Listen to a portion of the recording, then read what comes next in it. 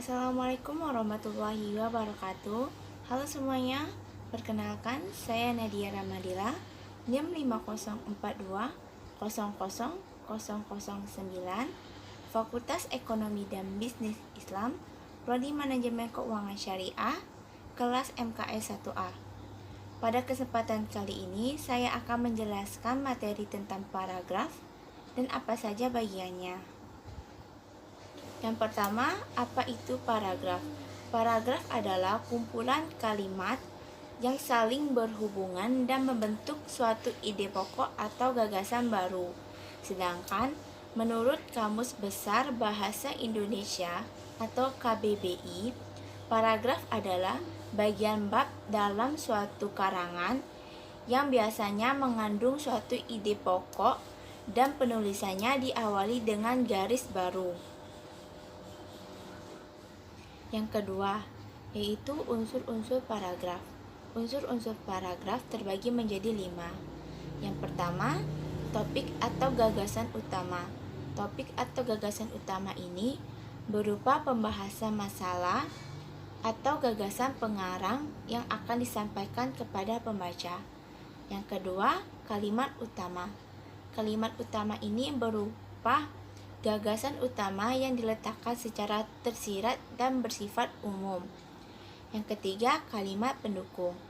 Kalimat pendukung ini berupaya untuk mendukung gagasan utama yang ada pada kalimat utama dengan cara memberikan data berupa fakta, contoh ataupun opini.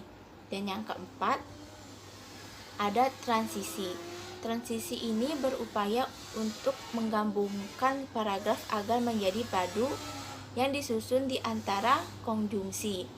Dan konjungsi ini pula dibagi menjadi 2 bagian. Yang pertama, konjungsi antar kalimat, dan yang kedua, konjungsi intra kalimat.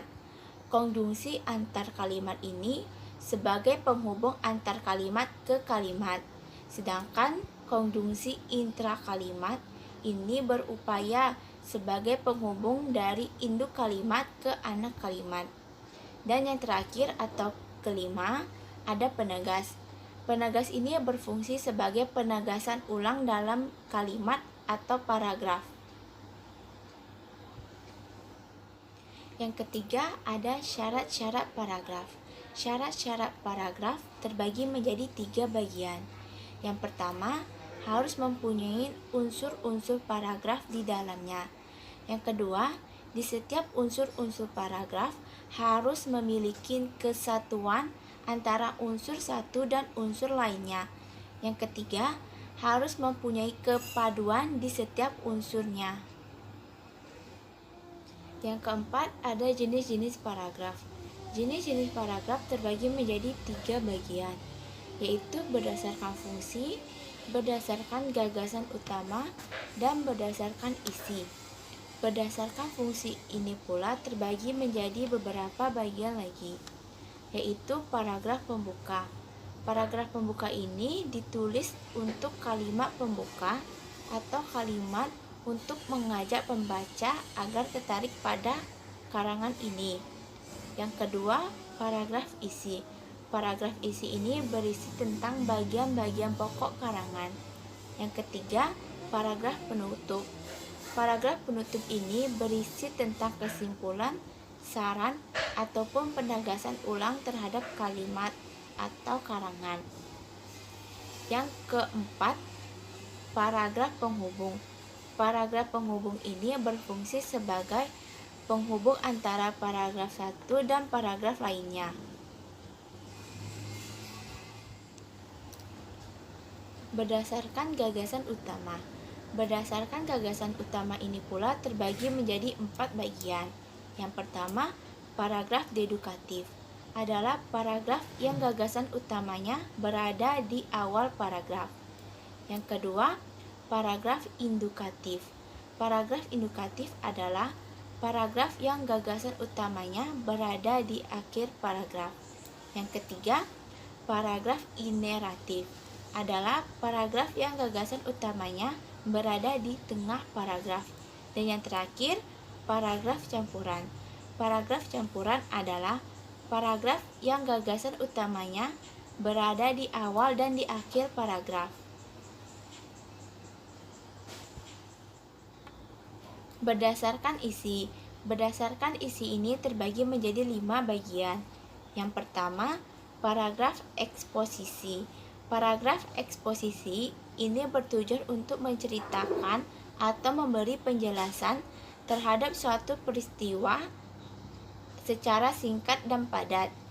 Yang kedua, paragraf deskripsi. Paragraf deskripsi ini bertujuan untuk menceritakan isi gambaran suatu peristiwa agar pembaca dapat merasakan peristiwa tersebut.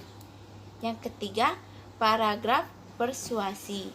Paragraf persuasi ini bertujuan untuk meyakinkan pembaca agar tertarik pada artikel ini. Yang keempat, paragraf deskripsi. Paragraf deskripsi ini bertujuan untuk mengajak pembaca sehingga dapat dan memperoleh gagasan dalam sebuah karya. Yang kelima, paragraf narasi. Paragraf narasi ini bertujuan untuk menceritakan peristiwa atau masalah sehingga pembaca dapat terhibur atau terharu. Kelima, ciri-ciri paragraf. Ciri-ciri paragraf yaitu yang pertama, pada kalimat pertama, paragraf harus maju agak ke dalam. Yang kedua, topik dan kalimat penghubung harus berfungsi sebagai penjelas sebuah karya. Yang ketiga, kalimat penjelas harus berisi kedetailan suatu karya pada kalimat topik. Keenam, fungsi paragraf. Fungsi paragraf yang pertama menjadi pengantar sebuah ide-ide, kalimat isi, dan kalimat penutup sebuah tulisan.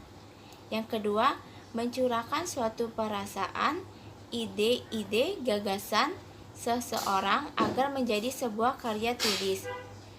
Yang ketiga, membantu pembaca memahami isi dan topik sebuah tulisan. Sekian penjelasan materi pada video ini. Apabila ada kesalahan, mohon dimaafkan. Saya Nadia Ramadila. Wassalamualaikum warahmatullahi wabarakatuh.